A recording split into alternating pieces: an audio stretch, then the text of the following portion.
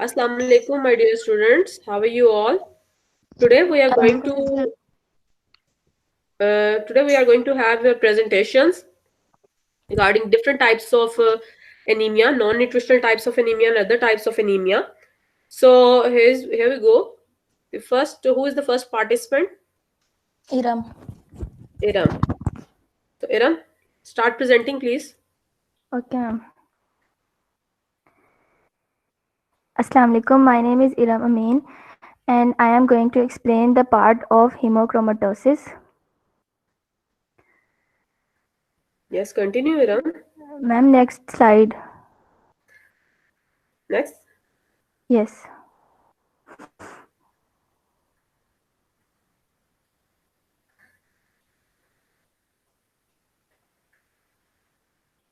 You people can open this slide on your own laptop or your screen anywhere,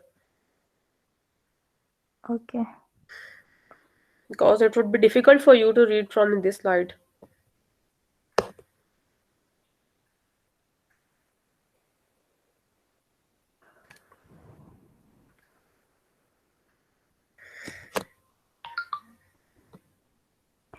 So, the topic of my presentation is hemochromatosis. It is genetically determined the increase in the iron level. It is overload of iron that result in the progressive hepatic, pancreatic, cardiac, and other organ damage. If the organ is damaged, then the absorption of iron will not be adequate, and there will be the overload of iron in the body.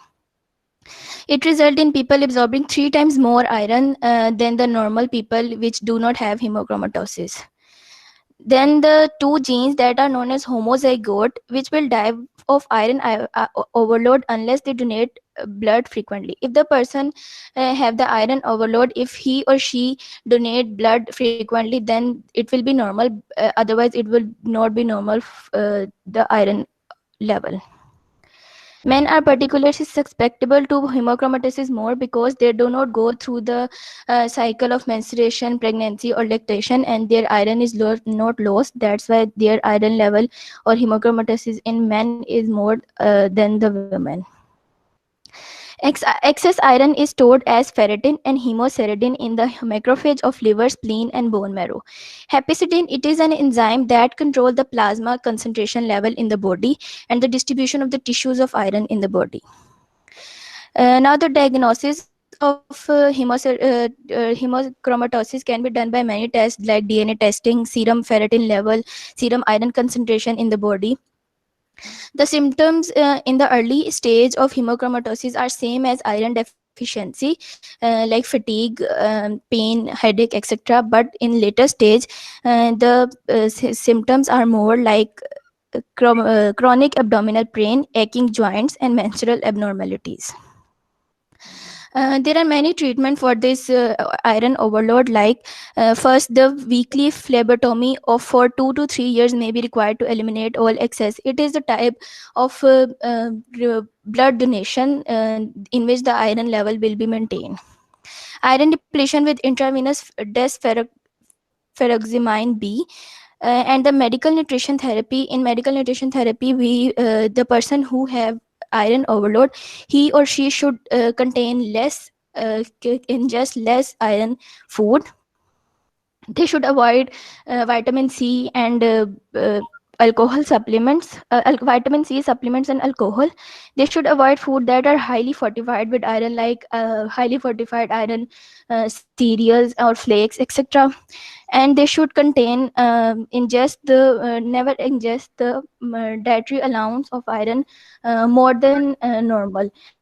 As if example, the RDA for the iron of age 51-year adult woman and man is 8 mg, so they should not contain more than 8 mg in their daily life. Thank you so much. The next part will be explained by Aiza. Thank you so much, Iram. Next, please, Aiza, continue from the anemia in pregnancy. Assalamu alaikum. My name Walaikum is assalam. Aiza Nadeem, and the topic assigned to me is anemia in pregnancy. As we know that body needs additional amount of blood during the pregnancy to support the growth of the baby. There is normal to have anemia in the pregnancy, but the severe anemia during the pregnancy can cause many complications. Coming towards the types of the anemia in the pregnancy, there are many types of the anemia in the pregnancy, but the most common are the iron, folic acid, and vitamin B12 deficiency anemia. We are well aware of all these types, but having a brief view, in iron deficiency anemia, there is deficiency of iron, which is important part of the hemoglobin, and if they deficiency of the iron, there will be poor oxygenation. Then the folic acid deficiency anemia, in as we know that folate is necessary to form the normal RBCs in our body, and if there is no folate, normal RBCs will not be formed, which leads to the birth defects like neural tube defects, low birth weights. Next is vitamin B12 deficiency anemia, and vitamin B12 is also necessary for the normal formation of the RBCs, and if there is deficiency of vitamin B12, it leads to the preterm labor, which leads to the premature birth. Next, we will have a look at why anemia occurs in the pregnancy. There are some reasons. If the woman is pregnant with multiples, either she's having twins or the triplets. Next is the two pregnancies that are very close together. Vomit, as we know that some women during the pregnancy are having morning sickness, due to which they vomit a lot and they become iron deficient. And next are the pregnant teenagers. Teenagers are already iron deficient and anemic mostly, and when they become pregnant, they are mostly having anemia. Next is they don't eat enough of the iron rich food, as it's a major problem in the vegetarians that they are lack of iron and anemia. Anemia before the pregnancy, if a woman is having anemia before the pregnancy, it is obvious that she will be having anemia during the pregnancy. Next, coming towards the sign and symptoms of anemia, these are same as for non-pregnant women. The signs or symptoms are almost same. She's having a pale skin, pale lips, cyanosis, and the nails are mostly spoon-shaped or flat. Headache, faintness, palpitations, fatigue, weakness, pains in the joints, GIT abnormalities. Next, coming towards the risk that the anemia caused during the pregnancy, it can lead to the low birth weight baby. Baby can also have anemia, postpartum depression, child with developmental delays, neural tube defects like acromegaly, failing lactation, and edema in the ankles.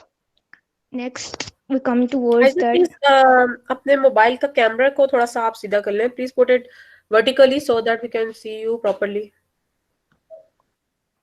Thank you. Thank you.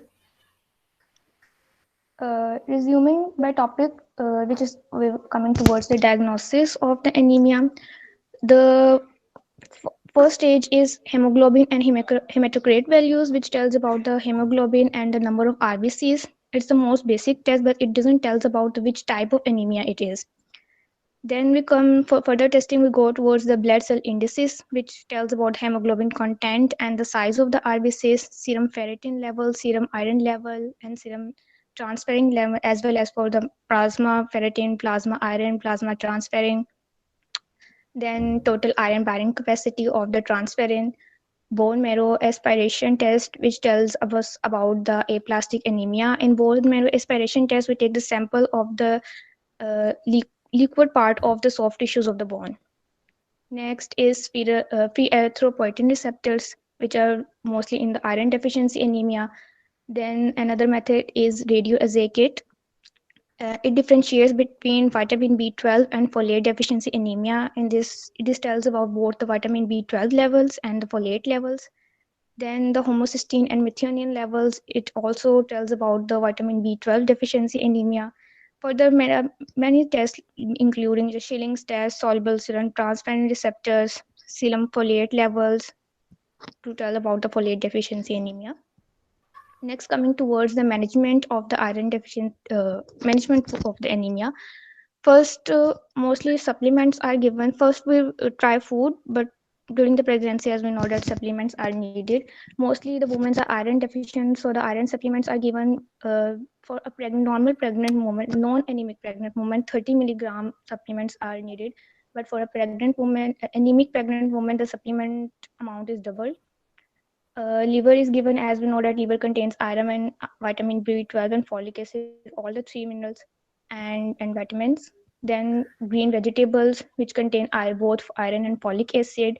Heme iron sources, which include the meat, fish, poultry, and vitamin C rich fruits, which include the strawberry, tomato, kiwi, citrus fruits, and fruit juices, fortified foods, breakfast cereals, which include the post grape nut flakes and the all brand complete wheat flakes, which are fortified foods, and ignoring the iron chelating factors like oxalate, phytates, and tannins, which are present in the tea and coffee. Avoid taking tea and coffee with the meals. So this is all about the anemia during the pregnancy. Very good, Aiza. Who's next?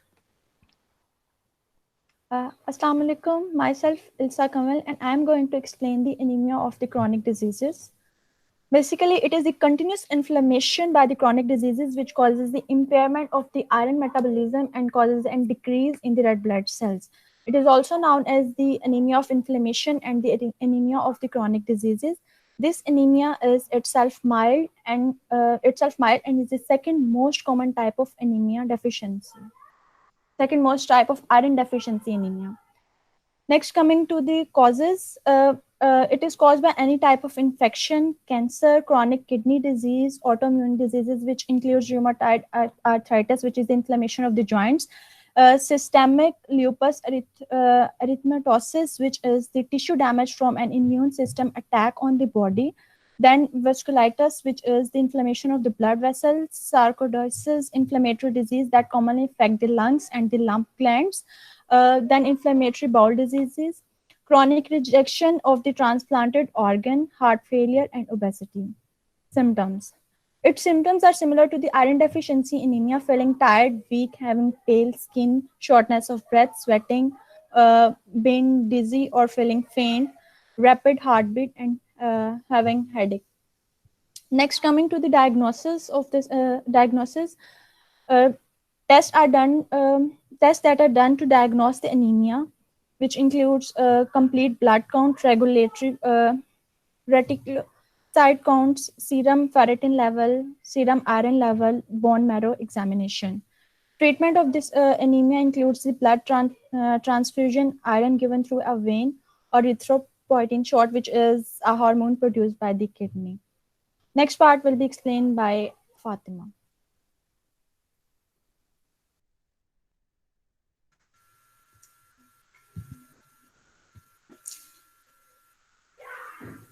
Assalamu alaikum. My name is Fatma Aslam and I am going to further proceed the presentation.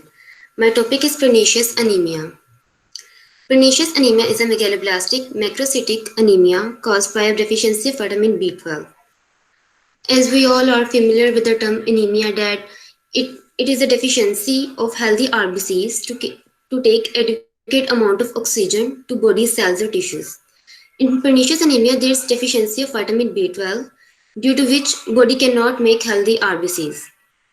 Vitamin B12 is a nutrient which is present in some foods like meat, poultry, or eggs, mainly animal sources. People with pernicious anemia are unable to absorb dietary vitamin B12. Now coming toward the cause, the most common cause is the intrinsic factor, lack of intrinsic factor. Intrinsic factor is a glycoprotein which is present in the gastric juice, essential for the absorption of dietary vitamin B12. It is made up by parietal cells present on the lining of the stomach wall. In pernicious anemia, some people show autoimmune response, which causes the lack of intrinsic factor. Autoimmune response is that in which body make antibodies which attack on the body's own cells or tissues. In pernicious anemia, antibodies attack on the parietal cells present on the wall of the stomach, due to which there is no intrinsic factor and so deficiency of vitamin B12 occurs. Now coming towards signs and symptoms. Fatigue even after having a maximum amount of sleep, shortness of breath, feeling dizzy, cold hands and feet, chest pain, pale or yellow skin, trouble with balance. For example, trying to put your pants or socks when you are standing, a burning feeling in your legs or feet, depression, and trouble focusing. Now, coming to our treatment, uh, treatment for pernicious anemia is easy as we can have vitamin B12 supplements or food rich in vitamin B12. Uh, if you have a severe anemia, pernicious anemia, doctor first recommend the shots of vitamin B12, which are given monthly or weekly, depending upon the severity. When the condition becomes normal, again shots of again supplements or diet rich in vitamin B12 are recommended. Thank you. This is from my side. Now further will be proceed by Muniba Roshan.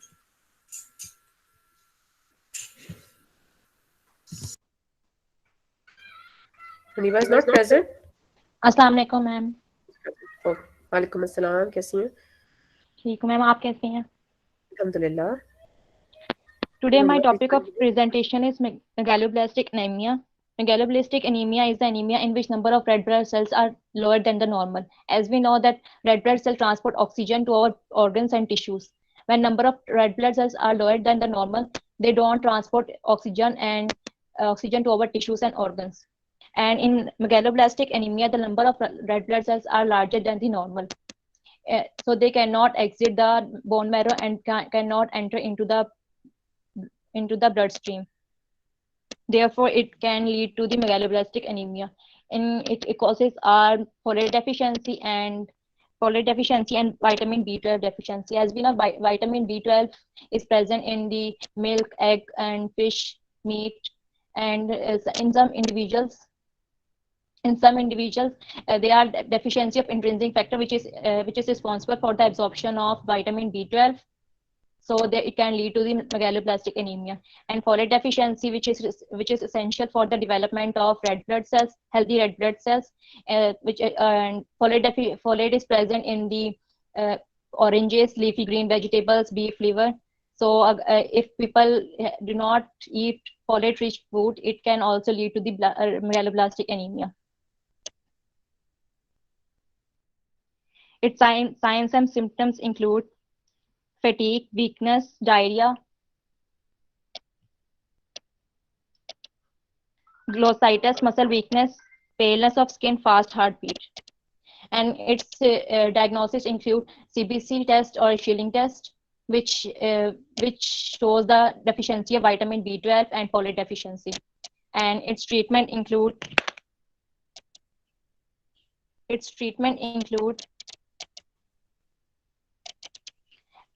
supplements and injections of vitamin B12 in some individuals who have gene mutations like methylotetrafluoride reductase deficiency. In these individuals, we recommend methyloalbumin supplements. And in methylfolate deficiency, methylcobalamine. Methylcobalamine. In folate deficiency, there is also methyl tetrafluoride gene mutation. In this, we recommend methylfolate supplements for the treatment and injection and vitamin B12 and folate-rich foods. Thank you. Muniba, your slides are incomplete. Ma'am किस लिहाज से? Diagnosis is not clear. Ma'am diagnosis मैंने include नहीं किया, लेकिन मैंने वैसे ही उसका बताया कि सीबीसी और शीलिंग टेस्ट है. शीलिंग टेस्ट से ये वो करता है, शो करता है कि इसमें विटामिन B12 की डेफिशिएंसी है. I know you're describing, but still you have to add the slide of diagnosis in this. Ma'am वो मुझे था कि स्लाइड ज्यादा ना हो जाए, क्योंकि वो उसमें विटामिन B12 और फोलेट की अलग से वो कर दी थी add. All right. Please continue. Who is next? Assalamu alaikum, ma'am. Walaikum assalam. Ji, Ikra. The topic of my presentation is thalassemia. We all know that thalassemia is a blood disorder inherited throughout the families, in which the body makes an abnormal form or inadequate amount of hemoglobin. We know hemoglobin is a protein in red blood cells that carry oxygen. The disorder results in large number of red blood cells being destroyed, which leads to anemia. Now, it has basically two types, alpha and beta. We know that hemoglobin is made up of alpha and beta chains.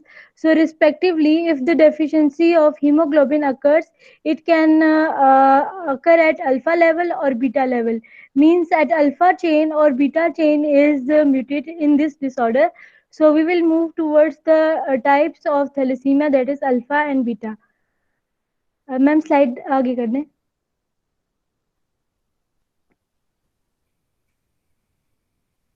Causes of thalassemia? No ma'am. Then ma'am alpha thalassemia slide number 27. it's already there. Yes. So in alpha thalassemia, what happens? There are four genes which are involved in making alpha hemoglobin chain. You get two from each of your parents. Like if you are inherited, if our parents are affected with alpha thalassemia, so what happens? It can affect our two genes. So one mutated. First, we will go to see one mutated genes. If we have one mutated genes, so we will be the carrier of the disease. Means we will have no sign and symptoms, but we will be the carrier of the disease, and we can pass out this disease to our children. Now, two mutated genes, what happens? Your thalassemia signs and symptoms will be mild. For example, if we have two mutated genes, so we will experience the sign and symptoms of thalassemia. So we will be affected with the mild symptoms of thalassemia. In three mutated genes, what will happen? The signs and symptoms will appear in us like in moderate to severe quantity. And now what happens? The four mutated genes usually is rare, and if we have the fourth gene, for example, if we will be born with the four mutated genes, it is a rare case. It can result in stillbirth, and baby often died shortly after the birth. And the most common and most common type of alpha thalassemia is 2 and 3. Four mutated genes is rarely possible. So this is alpha thalassemia, and now we will move towards the beta thalassemia. Now in beta thalassemia, what happens? Two genes are involved in making the beta hemoglobin chain. You get one from each of your parents, as told by me earlier. One mutated genes, you will have mild sign and symptoms. This condition is if in beta thalassemia our one gene is mutated, so we will have the minor sign and symptoms of thalassemia. And if we have two mutated genes, we will have the sign and symptoms severe to mild. This condition is known as thalassemia major or Cooley anemia. Now, general sign and symptoms of thalassemia are fatigue, weakness, pale or yellow skin, facial bone deformities, slow growth, abdominal cramp, and dark urine. Now we will look towards the causes of thalassemia. What is the major cause? Why thalassemia occurs in children? Basically, if our parents are inherited, it is the disease caused by the mutation in genes of the cells that make hemoglobin, the substance in red blood cells that requires oxygen throughout your body. The mutation associated with thalassemia are passed from parents to children. As mentioned by me earlier, we can acquire this disease from our parents if our parents are the carrier of disease. Treatment of thalassemia, although we can give blood transfusion to the effective patients to carry out their normal RBC levels. We can make management of nutrition therapy with diets high in protein, vitamin B complexes, especially folic acid, and with addition of zinc. Multivitamin supplement should be given in high amount of iron and vitamin C. So this was the causes of thalassemia and its management of nutrition therapy. Thank you. Welcome. Who's next?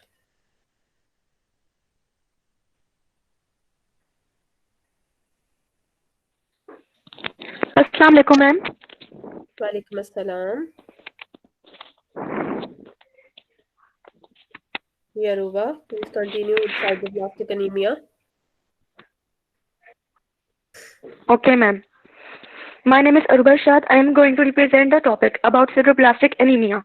Basically, sideroblastic anemia is not a condition, it's just a group of blood disorders in which iron inside the red blood cell not used effectively to produce hemoglobin. There is no ability in bone marrow to produce normal red blood cells.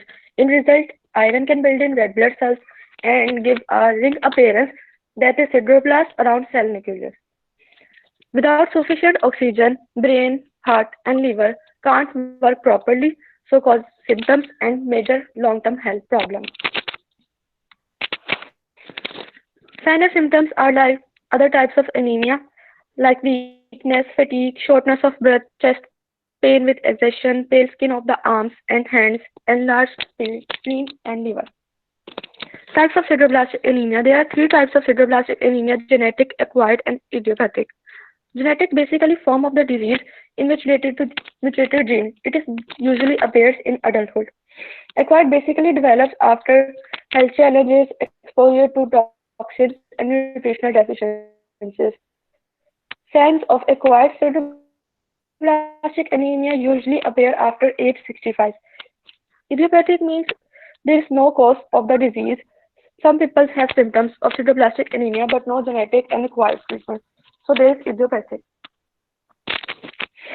Causes of sideroblastic anemia. First of all, genetic cause is hereditary sideroblastic anemia. There is two ALAS2 and ABCB7 genes mutation on the X chromosomes or different chromosomes mutation. Other genetic conditions such as Pearson syndrome and Wolfram syndrome cause sideroblastic anemia. Basically, Pearson syndrome is a severe disorder usually begins in infancy, cause problems in development of blood-forming cells in the bone marrow, have potential to develop into different types of blood cells. So that's why it's called the bone marrow failure disorder. Next is Wolfram syndrome. Wolfram syndrome is an inherited condition, is a childhood onset insulin-dependent diabetes mellitus and progressive optic atrophy. It's the older name of Wolfram syndrome is DIDMOAD. DI means diabetes insipidus, DM means diabetes mellitus, OA means optic atrophy, and D means deafness.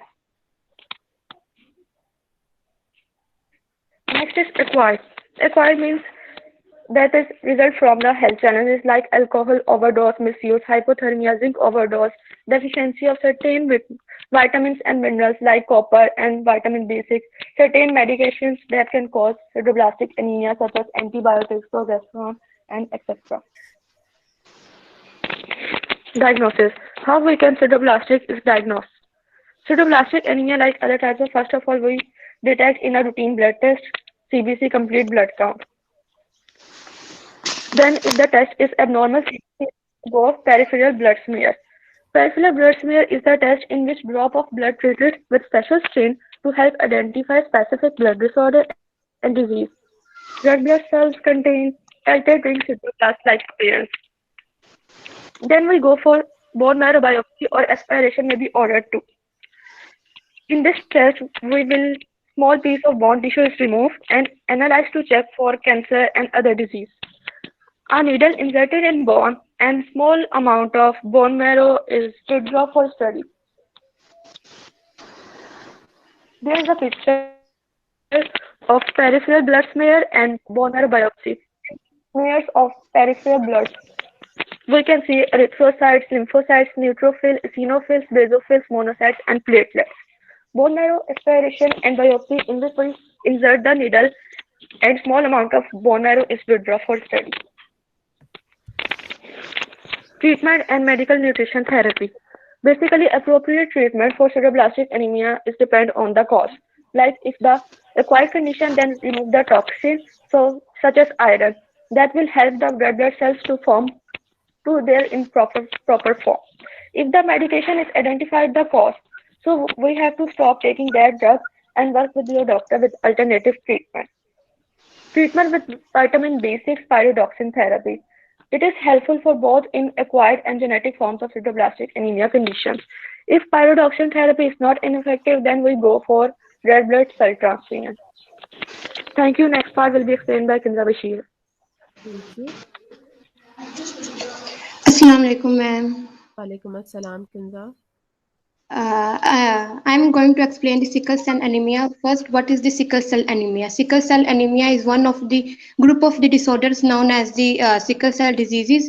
In sickle cell anemia is an inherited red blood cell disorder in which there are not enough healthy red blood cells to carry the oxygen. Normally, the flexible brown red blood cells are easily moved through the blood vessel, but in sickle cell anemia, the red blood cells become the crescent or moon-shaped, and they become the rigid and sticky, so they cannot pass through the red blood vessels, and which can show or block the flow of the oxygen. In sickle cell anemia, there is a, which is most common in the black, there is muted gene known as the hemoglobin S. In normal people, there is a hemoglobin A, but in the people with sickle cell anemia, hemoglobin A is replaced by the hemoglobin S.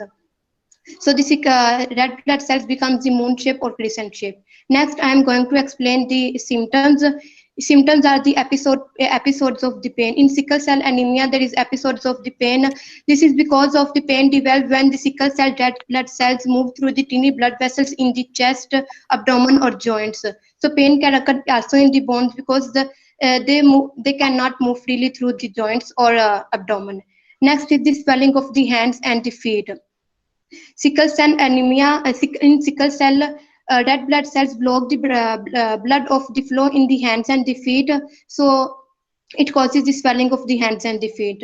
Next, frequent infection. Sickle cells can also damage the spleen, so it causes the frequent infections.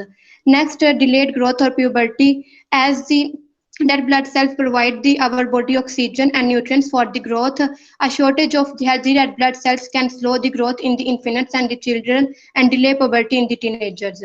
Vision problems. Tiny blood vessels that supply the eyes to the oxygen and the nutrients plugged with the sickle cells, and it also causes the vision problems. Next, complications.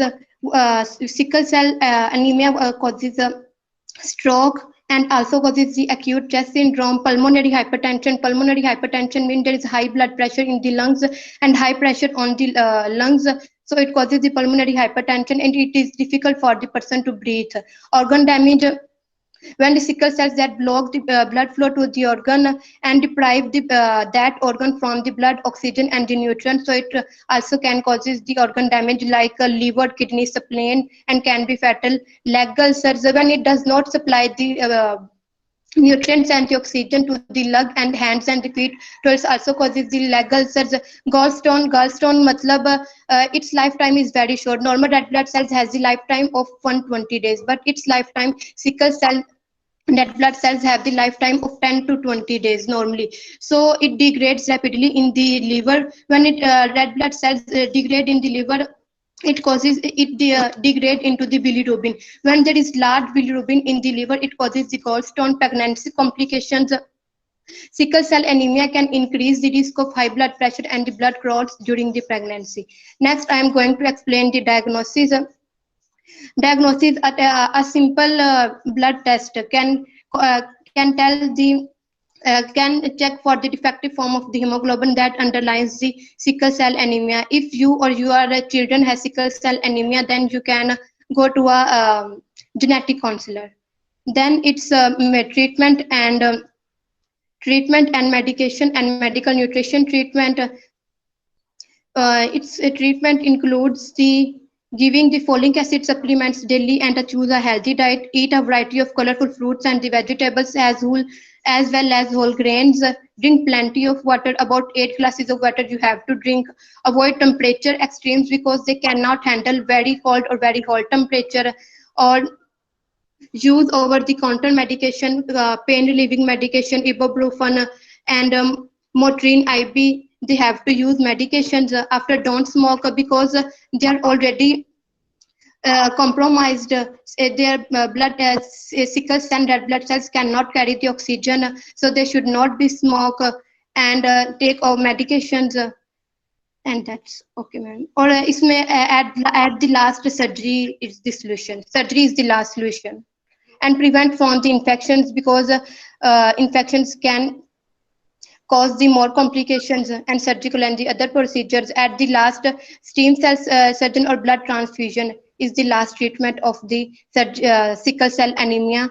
And next pass will be explained by Kinza Heather.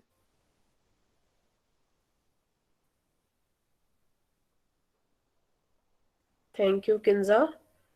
Next, copper deficiency anemia is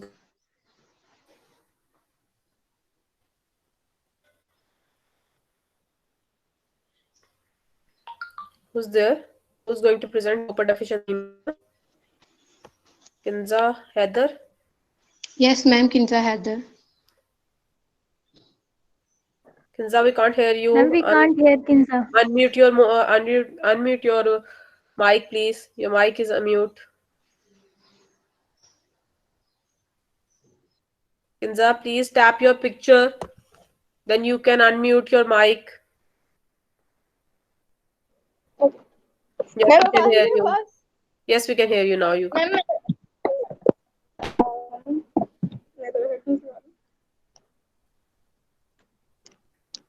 Kinza, you are looking pretty. Can you show your picture?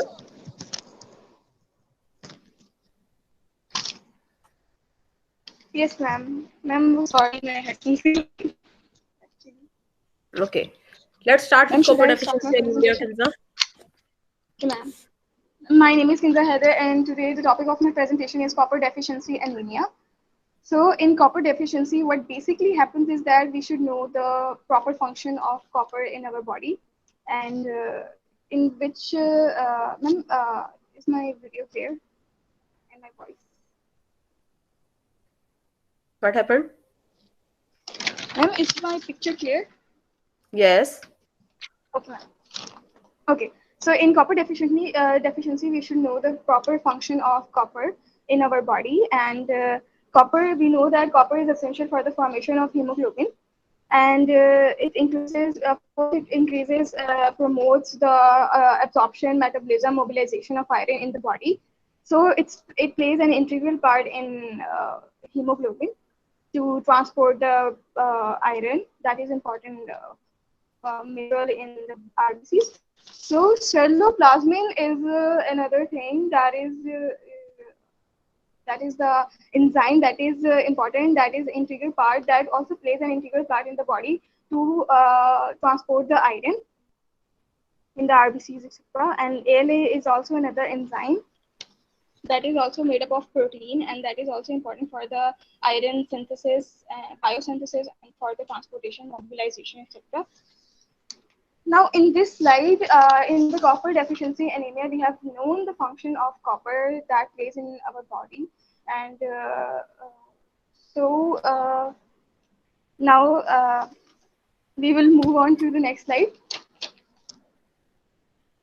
Copper deficiency symptoms. Okay, so here are the few common symptoms of copper deficiency. First of all is anemia, demineralization of bone. Of course, copper indirectly, it actually indirectly जो होता है copper हमारे पास calcium और iron की mineralization वगैरह को रोकता है, उसकी absorption को रोकता है body में. And then comes the pale skin. Like anemia का जो basic symptom है, it's pale skin, poor growth. Of course, जब demineralization of bones हो जाएगी तो आपकी body की proper growth नहीं होगी. Then skin inflammation, depigmentation वगैरह होना शुरू हो जाती है, skin पे rashes वगैरह, sores आना शुरू हो जाते हैं. Then comes the copper requirement by the different groups. So the recommended amount of copper by an adult is 2 to 3 milligram per day, and by the infants and children 0.5 to 2 mg per day. We know that copper is essential for the iron absorption and incorporation of iron into the hemoglobin. So copper is quite, it plays an important role in our body. So the treatment of copper deficiency anemia, okay, there is no as such treatment of anemia, there is no kind of medical treatment.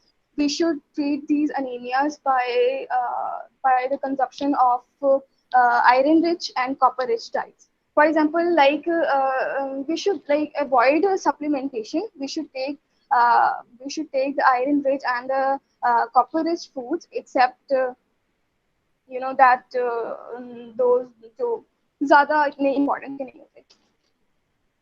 Okay. So supplementation of iron is also available. अगर for example severe copper deficiency anemia हो गया तो आप supplementation पे आ सकते हैं या medications पे. But अगर आपका mild या acute complication है of copper deficiency तो आप उसको diet के through भी cover कर सकते हैं. So in this intake of copper rich foods such as whole grain bread and pasta, broccoli, potatoes and bananas, ये सारे जो हैं high in copper होते हैं, so they are quite rich in copper. और copper supplements, जो copper supplements हमारे पास market में available हैं, that are copper chloride, copper sulfate, etc. So this was the end of my part in the presentation. Over to you, Rabia. Thank you so much, ma'am. Welcome. Assalamu alaikum everyone, my name is Rabia Masood and I am here to discuss the topic of vitamin E responsive hemolytic anemia. So first of all, introduction. Hemolytic anemia occurs when defects in red blood cells lead to oxidative damage and results in cell lysis. This anemia is caused by shortened survival of mature RBCs. Vitamin E as an antioxidant is involved in protecting the membrane against oxidative damage. So how hemolytic anemia occurs? When there is a defect in red blood cell membranes, and also there is a shortened survival of them. So when we do not consume vitamin E, which is an antioxidant, the vitamin E cannot perform its antioxidant function, and oxidative damage is going to occur on RBCs. So RBC are attacked by the free radicals and they cannot form lipids in which the vitamins can be stored. So there is vitamin deficiency. Vitamin E deficiency can result from low intake of fresh fruits and vegetables. Deficiency can also occur in people who do not absorb fat.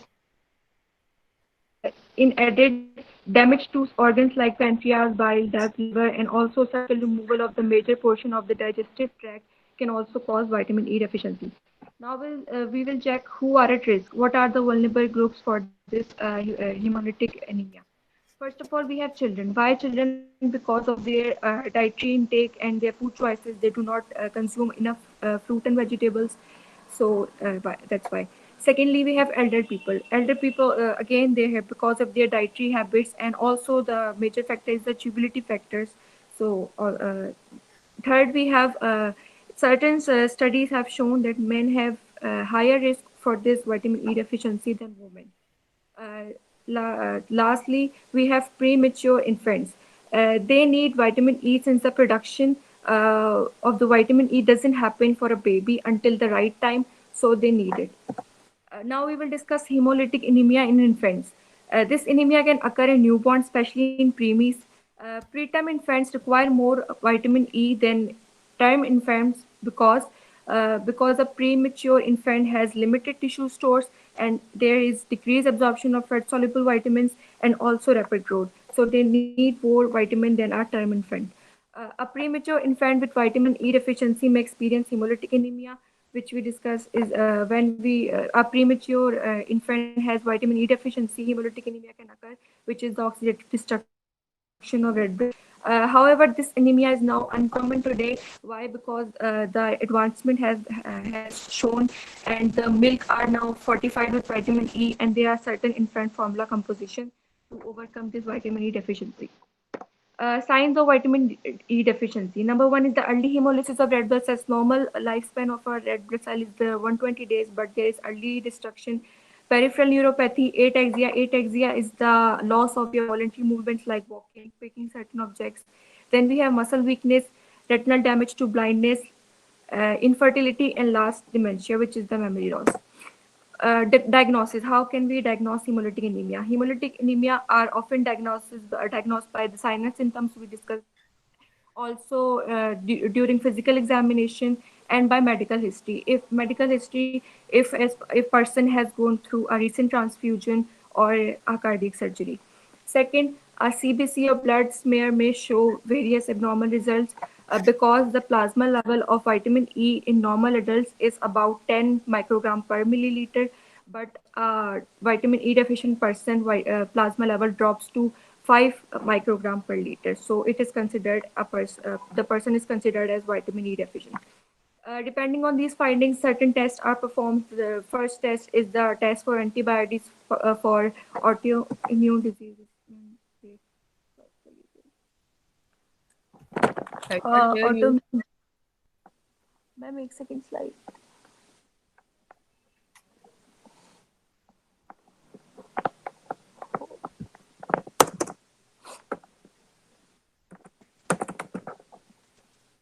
Okay, sorry. The second test is the direct antiglobin test in case of transfusion reaction between mother and baby blood type incompatibility. The third test is the haptoglobin, which is usually low, and the fourth test is the reticulate count, which is usually high. Last, how we can manage this deficiency or this vitamin E hemolytic anemia disease. Treatments for hemolytic anemia are varied as because of the cause. इसकी cause पर depend करता है कि treatment हमने कैसे देनी है, लेकिन जो हमारे गोल होता है वो सेम है. पहला गोल ये होता है हमारा to treat the underline cause of anaemia. हमने कॉज देखना है, उसको ट्रीट करना है. उसके बाद हमने जो है वो आरबीसी की डिस्ट्रक्शन को स्टॉप करना है. और थर्ड हमारे पास है to increase the RBC count और haemoglobin level to alleviate symptoms को हमने एलिविएट करने के लिए जो हमारा आरबीसी काउंट है उसको इंक्रीज करना है. उसके बाद यही है कि हम अपनी डाइट के अंदर इनफ एनीमिया को अवॉइड करने के लिए डाइट अपनी अच्छी रखें. विटामिन ई कंटेन फूड्स लें, जैसे कि नट्स हैं, कीवी, ऑलिव ऑयल, स्पिनच हो गया, avocado, mango, sunflower seeds etcetera. Thank you, our respected ma'am, for listening and my class fellows. Thank you so much, everyone. You all did so well. All performed very well. I'm going to discuss each and everyone step by step. So first, I'm going to unrecord the session. Thank you so much for your cooperation.